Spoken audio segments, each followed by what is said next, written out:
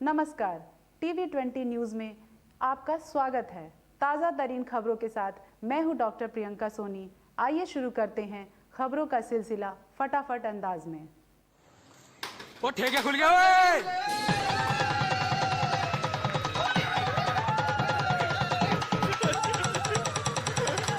Hello, खाना खा के बर्तन मांज देना फटाफट।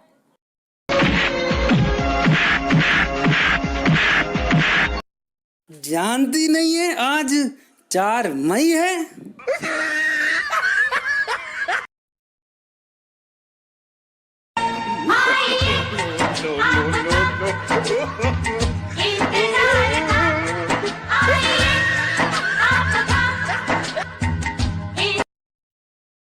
सरकार ने शराब की दुकान खोलने का फरमान क्या जारी कर दिया। लगता है शराबियों की वर्षों पुरानी मिन्नतें कबूल हो गई है। सरकार को राजस्व चाहिए, कर्मचारियों को सैलरी देनी है, लेकिन जिनके पास कल तक खाने के लिए पैसे नहीं थे, आज पीने के लिए लंबी लंबी कतारों में खुद व अपने नौकरों को लाइन में लगाए हैं। एक महाशय ने तो 52,841 रुपए की शराब खरीदी। शराब की दुकान खोलने का लोग सोशल मीडिया पर जमकर मीम्स बना रहे हैं। आप भी देखिए। पत्नी कह रही है शराब लेने मत जाओ, क्या तुमको अपने परिवार से प्यार नहीं? तो वही पति देश की दुहाई देते हुए कह रहा है कि पगली देश पुकार रहा है, अर्थव्यवस्था का सवाल है। तो किसी ने लिखा जब कोई शराब लेने निकले तो ताली बजाकर उसका उत्साह वर्धन करें, क्योंकि वह देश की अर्थव्यवस्था में योगदान देना चाह रहा है। तो किसी ने सुबह से दारू की दुकानों पर भीड़ है, रिंदों से मैखाने गुलजार है, जाम छलक रहे हैं, शाम तक व्यापक मात्रा में अंग्रेजी साहित्य का सृजन होगा। इतने साल की आज़ादी के बाद अगर अर्थव्यवस्था इन्हीं दारूबाजों के सहारे टिकी है तो इनके ऊपर भी हेलीकॉप्टर से चखने का छिड़काव करना चाहिए। दुकान खुलने के कुछ ही घंटों के बाद रुझान भी आने लगा। कहीं रिक्शा वाला सवारी को बैठाकर रास्ता ही भूल गया।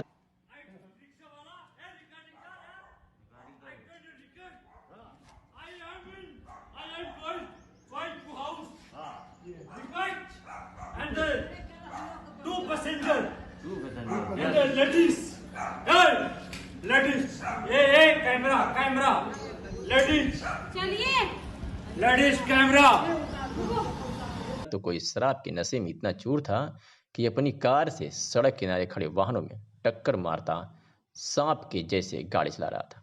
तस्वीरों में देखिए कैसे एक शख्स भारी मात्रा में शराब को अपने सीने से चिपकाए चला जा रहा है, मानो शराब ना हुई, जैसे कोई माँ अपने नन्हे से बच्चे को संभाल कर ले जा रही हो। लॉकडाउन 3 में कुछ शर्तों के साथ कई गतिविधियों की इजाज़त मिली है, जबकि 40 दिन बाद पहली बार शराब की दुकानों को भी सोशल डिस्टेंसिंग की शर्तों के साथ खोलने की अनुमति मिली है। सुबह शराब की दुकानें खुलते ही शौकीनों की लंबी कतार लग गई। कई शराब की दुकानों के सामने लंबे लंबे लाइनें देखने को मिली। लोग सुबह से ही लाइन में लगकर शराब खरीदने के लिए खड़े दिखाई दिए। शराब खरीदने लगे गए लोगों में शराब के लिए होड़ सी मच गई। इसी बीच शराबियों ने जमकर सोशल डिस्टेंसिंग की धज्जियां भी उड़ाई। इसकी सूचना जब पुलिस महकमे को हुई तो पहुंच गए शराब ठेकों पर शराब खरीद रहे लोगों को सोशल डिस्टेंस का पाठ पढ़ाने। आलम यह रहा कि लोग शराब खरीदने में इतने मशगूल हो गए कि सोशल डिस्टेंस का पालन करना भूल गए। अंत में पुलिस ने लाठियां भांजकर इन्हें सोशल डिस्टेंस का पाठ भी पढ़ाया। घर जा रहे हो? इतनी दारू कहाँ से पी के आए हो? हैं? दारू इतनी काहे पिए हो? गाड़ी तुम्हारी है? गाड़ी तुम्हारी है? क्या नाम है तुम्हारा? नाम बताओ क्या है तुम्हारा? मनोज अग्रवाल नाम है तुम्हारा? अच्छा, तो अभी इतने लोगों को काहे जाहिर में लड़ाया, इधर लड़ाया, उधर लड़ाया? कहाँ जा रहे थे? किस काम से निकले थे? घर जा रहे थे। निकले किस काम से थे? आज ही भट्टी खुली, आज ही दारू पी लिया कस के। क्यों? आज से लगभग 2 साल पहले जीयनपुर गोरखपुर हाईवे पर चौकीकरण होने के कारण मार्केट में तोड़फोड़ हुई थी। उसके बाद पूर्व पटरी नाली का निर्माण नहीं हुआ था। जैसा कि आपको बता दें कि बरसात का पानी आदर्श नगर मोहल्ले की गली में 2-2 फुट पानी लग जाते थे। आवागमन में राहगीरों को काफ़ी परेशानी उठानी पड़ती थी। आदर्श नगर के वार्ड निवासी द्वारा चेयरमैन हरिशंकर यादव को ज्ञापन दिया गया, जिसके बाद उन्होंने जेसीबी से गड्ढा खुदवाकर नाली निर्माण का कार्य शुरू कर दिया। उन्होंने आगे बताया कि लॉकडाउन में हम नगर पंचायत जीयनपुर के 11 वार्डों में सफाई अभियान का कार्य चला रहे हैं। आप अपना परिचय बताइए। मैं हरशंकर यादव, नगर पंचायत अध्यक्ष, बीएनपुर, जनपद आजमगढ़। ये जो आज गड्ढा वाला काम हुआ है, मतलब किस तरह का काम किया गया? ये विगत 2 साल से जब रास्ता बन रहा था, चौड़ीकरण हो रहा था, तब उस समय PWD का पैसा आया था शासन की तरफ से पटरी और नाली दोनों के लिए, मगर लोगों ने जगह नहीं दिया, इसलिए नाली और पटरी नहीं बन पाई। तो अब बीच में क्या हुआ कि लगा पानी लगने से आदर्श नगर मोहल्ले में गली जाती है, तो तमाम लोगों ने हमारे पास आए, आरिफ भाई आए और फिर क्या नाम है, सरकार और तमाम भूमि समाज के लोग आए। सावधानी से पानी में डूब जाता था उन लोगों का, तो हमने कहा चलिए ठीक है। तो हम आज हम JCB द्वारा जो अतिक्रमण हुआ था, लोगों ने पाट कर प्लस्तर करके अपने दुकान के सामने, इसको हमने हटवाने का काम किया JCB द्वारा। अब पानी आसानी से निकल रहा है, आगे फिर नाली बनाई जाएगी। जिला पूर्ति अधिकारी देवमणि मिश्र ने बताया है कि वर्तमान में कोविड-19 महामारी के दृष्टिगत उत्पन्न स्थिति के कारण जनमानस द्वारा राष्ट्रीय खाद्य सुरक्षा अधिनियम 2013 के अंतर्गत पात्र गृहस्थी राशन कार्ड बनवाए जाने हेतु काफी संख्या में आवेदन किया जा रहा है। यह तथ्य संज्ञान में आया है कि पात्र गृहस्थी राशन कार्ड बनवाए जाने हेतु कुछ व्यक्तियों परिवारों द्वारा गलत तथ्य देकर राशन कार्ड बनवाने हेतु आवेदन प्रस्तुत किया जा रहा है।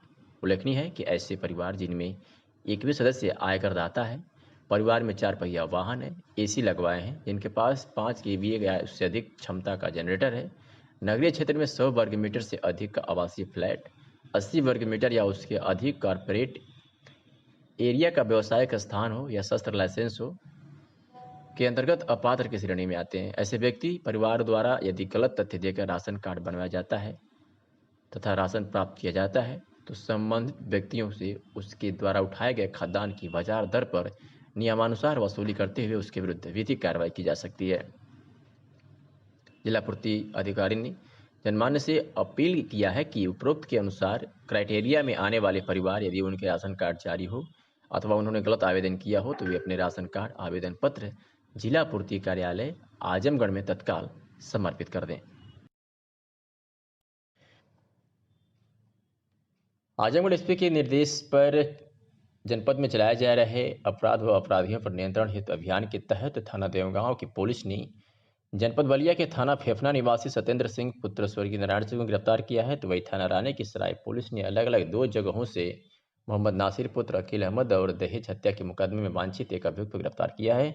तो वही थाना सिधारी की पुलिस ने 4 अभियुक्तों को गिरफ्तार कर बड़ी कामयाबी हासिल की है। अगर थाना रौला की बात करें तो पुलिस ने शहनवाज पुत्र सदरुद्दीन को गिरफ्तार किया है। थाना निजामाबाद पुलिस ने 3 वांछित अभियुक्तों को गिरफ्तार किया है। तो वही थाना कोतवाली पुलिस ने अलग अलग 2 जगहों से भ्रष्टाचार निवारण अधिनियम के तहत प्रवेंद्र जायसवाल पुत्र मोतीलाल जायसवाल गिरफ्तार कर 1 लाख रुपए बरामद किया है। तो वही 40 नग विद्युत मीटर व 1 अदद मोटरसाइकिल पल्सर के साथ 2 अभियुक्तों को गिरफ्तार करने में सफलता प्राप्त की है। तो वही थाना रौनापार पुलिस ने पॉक्सो एक्ट के तहत एक व्यक्ति को गिरफ्तार किया है। अगर थाना जीएनपुर पुलिस की बात करें तो पुलिस ने 1 अदद मोबाइल व 1 अदद कैश बुक के साथ एक अभियुक्त को गिरफ्तार किया है। पुलिस की हुई इस तरह की ताबड़तोड़ कार्रवाई से अपराध महकमे में हड़कंप मचा हुआ है। जिलाधिकारी नागेंद्र प्रसाद सिंह ने बताया कि आज दिनांक 5 मई को प्रातः 6 बजे से अपराह्न 2 बजे तक जनपद में कुल 82 छात्र श्रमिक उत्तर प्रदेश राज्य सड़क परिवहन निगम की 8 बसों के माध्यम से विभिन्न प्रदेशों जनपदों से आए हैं, जिसमें मथुरा से 8, गुजरात से 50, तेलंगाना से 7, मुरादाबाद से 14 तथा मध्य प्रदेश से 3 यात्री आजमगढ़ रोडवेज पर आए। जिलाधिकारी ने बताया कि उक्त 82 यात्रियों को ब्रेकफास्ट और लंच पैकेट उपलब्ध कराया गया एवं उन सभी का मेडिकल परीक्षण कराया गया। उसके बाद उन्हें संबंधित तहसील मुख्यालयों पर क्वारंटाइन हेतु भेज दिया गया है। उन्होंने बताया कि तहसील सदर में 20, सगड़ी में 18, लालगंज में 6, फूलपुर में 12, निजामाबाद में 6, मेहनगर में 7, बूढ़नपुर में 3 तथा मार्टिनगंज में 10 छात्र श्रमिकों को भेजा गया है। कोविड-19 महामारी के दृष्टिगत लॉकडाउन की स्थिति में जिलाधिकारी नागेंद्र प्रसाद सिंह की अध्यक्षता में कलेक्ट्रेट सभागार में देर शाम बैठक संपन्न हुई। इस अवसर पर जिलाधिकारी ने बताया कि ऐसे 6 माह से 3 वर्ष के पात्र मुसहर परिवार के बच्चे का सर्वे कराया गया है, जिनके परिवार को भारत सरकार, राज्य सरकार द्वारा किसी भी योजना के अंतर्गत नगद धनराशि प्राप्त नहीं हुई है। उन्होंने बताया कि विभिन्न विकास खंडों में सर्वे के अनुसार 6 माह से 3 वर्ष तक के पात्र मुसहर परिवारों के बच्चों की संख्या 1754 हैं। जिलाधिकारी ने जिला कार्यक्रम अधिकारी को निर्देश दिए हैं कि उक्त 6 माह से 3 वर्ष तक के पात्र मुसहर परिवार के 1754 बच्चों को नेस्ले कंपनी के 500 ग्राम के दूध के डब्बे को 2 दिन के अंदर वितरण कराना सुनिश्चित करें। खबर यूपी के सुल्तानपुर जिले के गोसाईगंज थाना क्षेत्र उघरपुर गांव का है, जहां तार ठीक करते समय अचानक लाइन चालू कर दी गई, जिससे संविदा कर्मी की लाइनमैन की मौत हो गई। लाइनमैन की मौत के बाद परिजनों में कोहराम मचा हुआ है। दरअसल पूरा मामला गोसाईगंज थाना क्षेत्र के उघरपुर गांव का है, जहां पर उघरपुर निवासी संविदा कर्मी लाइनमैन सोनू खंबे पर चढ़कर लाइन ठीक कर रहा था। उसी समय शटडाउन लेने के बावजूद भी लाइन चालू कर दी गई, जिससे वह बुरी तरह झुलस गया। मौके पर मौजूद लोगों की मदद से लाइनमैन को इलाज के लिए जिला अस्पताल लाया गया, जहां पर उसकी कुछ ही देर में मौत हो गई। विद्युत विभाग के कर्मचारियों द्वारा की गई लापरवाही से हुई मौत पर क्षेत्रवासियों में आक्रोश भी व्याप्त है।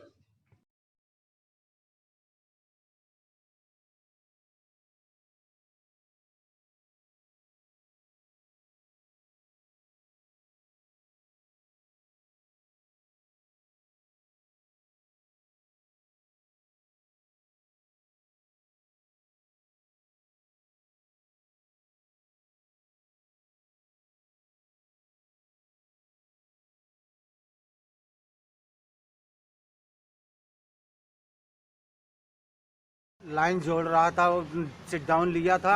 सिट डाउन लेते समय वहाँ से लाइन वाले ट्रांसफार्मर पे लाइन फिर आ गई थी, उस पर तत्काल उसको बिजली ने बहुत बुरी हाल से जला दिया। कैसे जानकारी हुई आपको? हमको जानकारी किसी ने व्यक्ति बताया, रोड से गया घर पे, वहाँ पे तुम्हारे भतीजा ऐसे ऐसे जल रहा, तुमको पता नहीं है? हमने कहा नहीं, मुझे नहीं पता, कहन ऐसे ऐसी बात थी। वहाँ पे जाके आप देखिए। फिर मैं वहाँ जाके पहुँचा था, तब मेरा भतीजा वहाँ उसके ट्रांसफार्मर के नीचे वो गिर गया था, बेहोश था। कोविड-19 महामारी के दृष्टिगत जिलाधिकारी नागेंद्र प्रसाद सिंह की अध्यक्षता में धीरसाय कलेक्ट्रेट सभागार में समस्त MOIC एवं स्वास्थ्य विभाग के अधिकारियों के साथ बैठक संपन्न हुई। इस अवसर पर जिलाधिकारी ने समस्त MOIC एवं स्वास्थ्य विभाग के अधिकारियों को निर्देश दिया कि 1 सप्ताह के अंदर ज़्यादा मात्रा में प्रवासी मजदूरों का आगमन होगा, इसलिए आपकी जिम्मेदारी बढ़ जाती है कि पूरी तन्मयता के साथ प्रवासी मजदूरों की स्क्रीनिंग करें।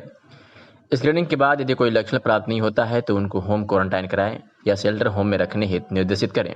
यदि किसी प्रकार के लक्षण पाए जाते हैं तो उनका सैंपलिंग कराकर उनको आइसोलेशन वार्ड में भेजना सुनिश्चित करें। इसी के साथ ही जितने प्रवासी मजदूर आ रहे हैं, तहसील प्रशासन उनको 15 दिन का राशन भी उपलब्ध कराए तथा सभी मजदूरों पर सर्विलांस टीम लगाएं एवं उनको घरों पर हर तीसरे दिन आशा कार्यकर्त्री जाएंगी और देखेंगी कि उसको खांसी, बुखार, सर्दी, श्वास या अन्य किसी प्रकार का लक्षण तो नहीं है। जिलाधिकारी ने समस्त STM को निर्देश दिए हैं कि वे अपने अपने तहसील क्षेत्रों में एक स्कूल को जिसमें बाथरूम की संख्या ज़्यादा हो उसको इंस्टीट्यूशनल क्वारंटाइन के लिए चिन्हित करें। आजमगढ़ जिला के बिलरियागंज थाना क्षेत्र के भगतपुर गांव में प्रतिवर्ष लगने वाला गाजी मियाँ का मेला कोरोना महामारी के कारण लॉकडाउन के चलते नहीं लगा। मेला श्रद्धालु निराश हो गए। मेला व्यवस्थापक गफ्फार शाह ने बताया कि यह मेला सदियों से लग रहा है, जो प्रतिवर्ष सोमवार, मंगलवार और बुधवार को रहता है। इस 3 दिवसीय मेला में हिंदुस्तान के कोने कोने से काला जादू, झूला सर्कस, मौत का कुआं और नन्हे मुन्ने बच्चों के लिए वाईफाई बोर्ड झूला चरखी मेले में आकर मेले की शान बढ़ाते हैं और दुकानदार लोग अपनी अपनी दुकानें लगाते हैं। इस मौके पर गाजी मियाँ के भक्त उनकी मजार पर जाकर फूल बतासा चढ़ाते हैं और अपनी मन्नतें मांगते हैं। मुराद पूरी होने वाले भक्त बाबा के दरबार में चादर, मुर्गा, बकरा तथा चढ़ाते हैं। मीट के शौकीन तो इस मेले में मीट और बाटी का आनंद लेते हैं। वैसे भी यह मेला और मीट और बाटी के नाम से प्रसिद्ध है। बहुत नुकसान खेल तमाशे वाले को, दुकानदारों का, कीर्तनी आने वाले, यहाँ चढ़ाने वाले जनता का भी नुकसान है। आते थे लोग। इस मेले में कौन कौन लोग आते थे बाबा? इस मेले में ज़्यादातर हिंदू आते हैं बाबू, दर्शनार्थी लोग, दर्शन करने। हाँ, दर्शन करने। खेल तमाशा में? खेल तमाशा में झूला आता है, क्या नाम है, और सब तमाशा आते हैं, है ना। बच्चों के लिए मनोरंजन के लिए छोटे आइटम आते हैं। कितने दिन ये मेला चलता है? ये 3 दिन मेला चलता है। कितना नुकसान हुआ होगा बाबा? बहुत नुकसान तो बहुत हुआ, लेकिन अब सरकार की व्यवस्था भी करना जरूरी है। जैसे सरकार का नियम है उसका हम पालन करें।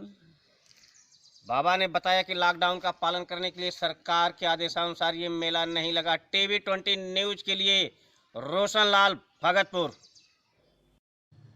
कोविड-19 महामारी के दृष्टिगत लॉकडाउन की स्थिति में जनपद में बाहर से आ रहे प्रवासी मजदूरों को लंच पैकेट की व्यवस्था कराए जाने के लिए तहसीलों में कम्युनिटी किचन स्थापित किया गया है। जिलाधिकारी नगेंद्र प्रसाद सिंह द्वारा तहसील सदर में स्थापित कम्युनिटी किचन का निरीक्षण किया गया। निरीक्षण के दौरान पाया गया कि कम्युनिटी किचन के लिए पर्याप्त जगह न होने पर जिलाधिकारी ने तहसीलदार सदर को निर्देश दिए हैं कि तहसील परिसर में पर्याप्त जगह के अनुसार कम्युनिटी किचन को स्थापित कराएं। इसी के साथ ही जिलाधिकारी ने तहसीलदार सदर को निर्देश दिए कि कम्युनिटी किचन में खाना बनाने वाले कर्मचारियों को कैप, मास्क और ग्लव्स आदि की व्यवस्था करा दे। उन्होंने यह भी निर्देश दिया कि कम्युनिटी किचन में समुचित साफ सफाई की व्यवस्था सुनिश्चित कराएं। आगे जिलाधिकारी ने तहसील सदर में तैयार किए जा रहे राहत किट का निरीक्षण किया। यह राहत किट तहसीलों में आने वाले प्रवासी मजदूरों को उपलब्ध कराकर उनको होम क्वारंटाइन के लिए भेजा जाता है। राहत किट में आटा 10 किलोग्राम, चावल 10 किलोग्राम, दाल 2 किलोग्राम सहित तमाम खाद्य सामग्री की व्यवस्थाएं सम्मिलित थी। जिलाधिकारी आजमगढ़ ने समस्त एसडीएम को निर्देश दिए कि जो प्रवासी मजदूर बाहर से आ रहे हैं वो दिहाड़ी मजदूर हैं और उनको किसी भी योजना का लाभ नहीं मिल रहा है, जो उनको भी 1000 रुपये की अनुमन्य सहायता धनराशि उपलब्ध कराएं। जिलाधिकारी ने अपर जिलाधिकारी वित्त राजस्व को निर्देश दिए हैं कि जो प्रवासी मजदूर होम क्वारंटाइन किए जा रहे हैं उनमें यह सुनिश्चित कराएं कि कितने दिहाड़ी मजदूर हैं और उनको किसी भी योजना का लाभ नहीं मिल रहा है, उनको भी 1000 रुपये की अनुमन्य सहायता धनराशि उपलब्ध कराएं।